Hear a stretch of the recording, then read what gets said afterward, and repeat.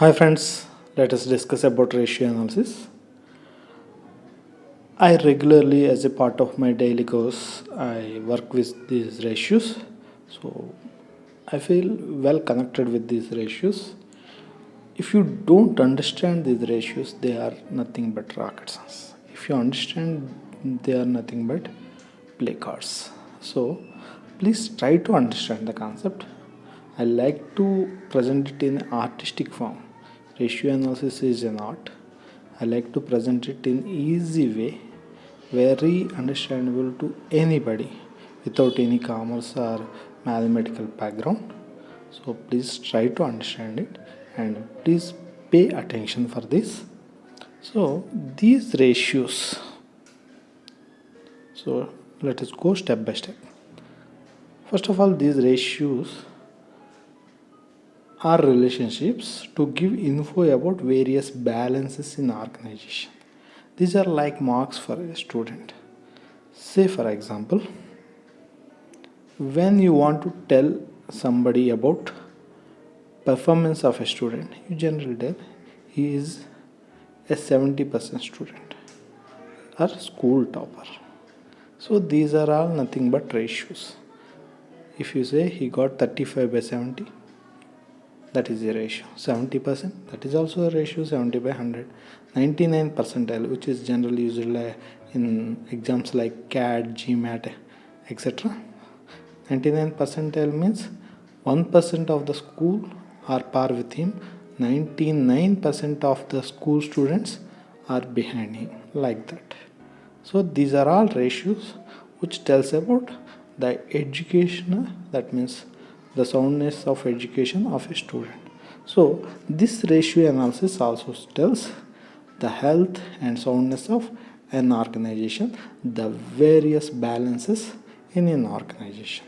So how this ratio analysis is classified? There can be n number of classifications, but let us learn few basic calculations.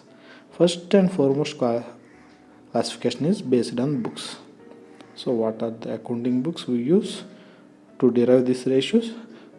They come under those.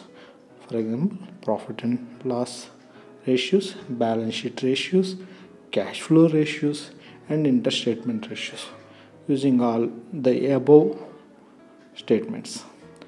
Then the very important and key way of classification is based on information they provide.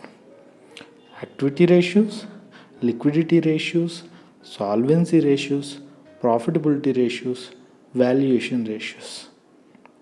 These are 5 types of ratios.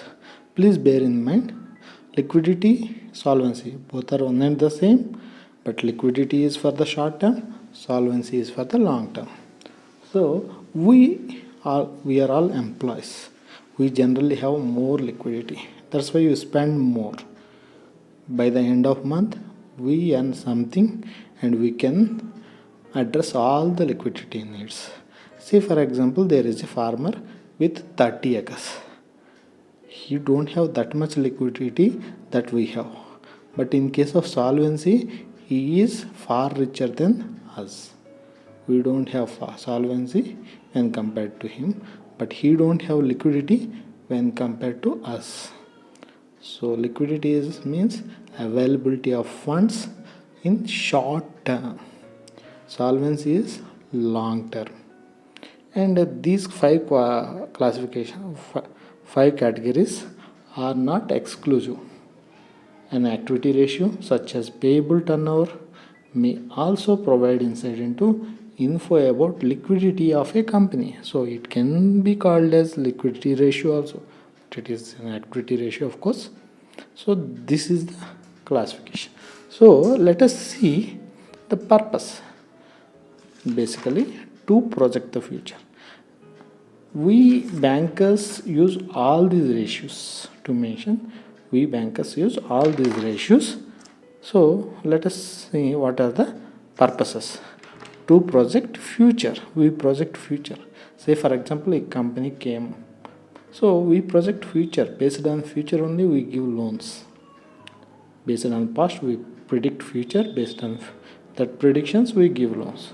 So This ratio analysis is useful to project future such as earnings, cash flows, etc. If he have proper projected future cash flow, then only he can pay back our loans.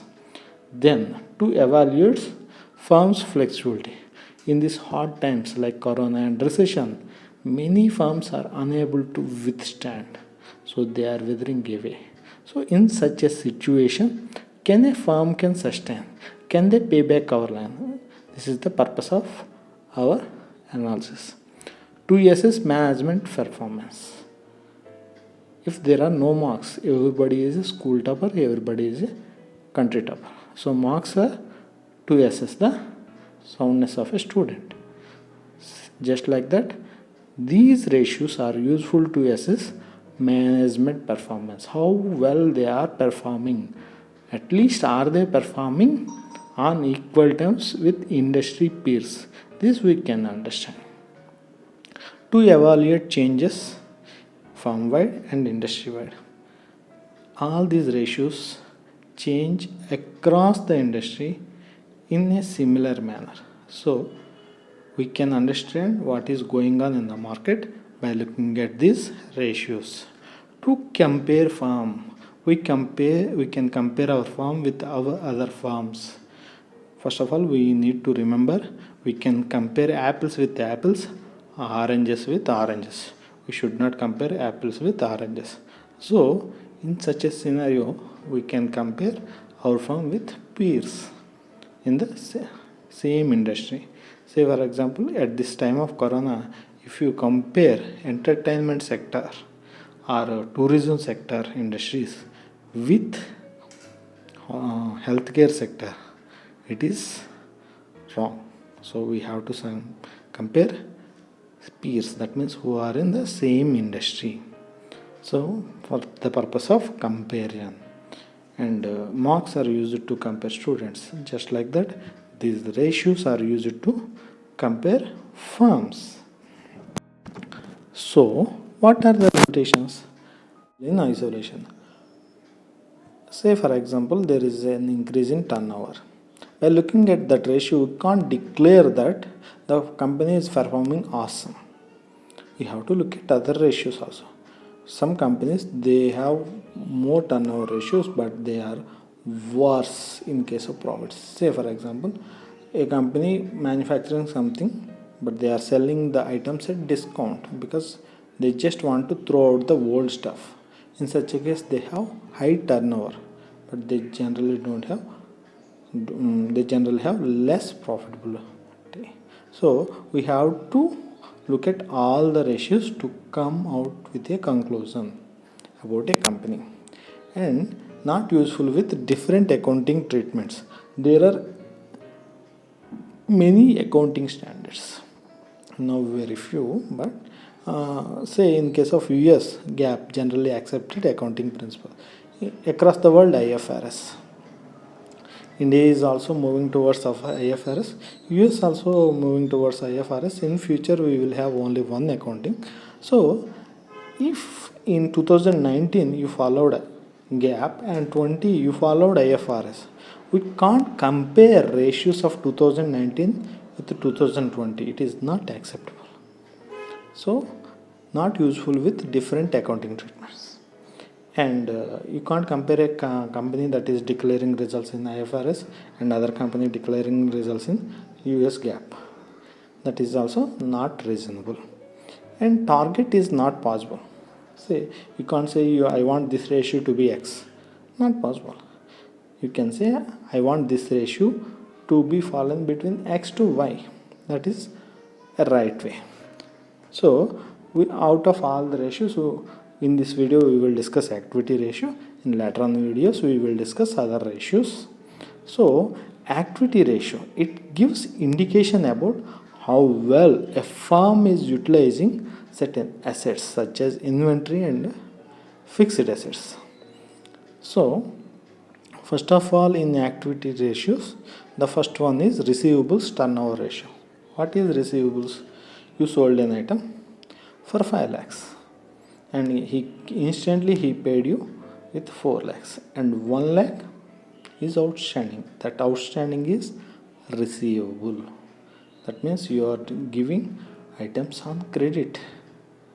So what do you want it to be? You want to give more credit or less credit? Generally, whatever may be the business, they want to give less credit. When you sell your bike or something, you want to get all in the form of cash, not in the form of credit. You won't believe in future payments. So always receivables need to be less. So receivable turnover ratio is nothing but annual sales by average receivables. Say for example, you sold an item for 5 lakhs, a car for 5 lakhs.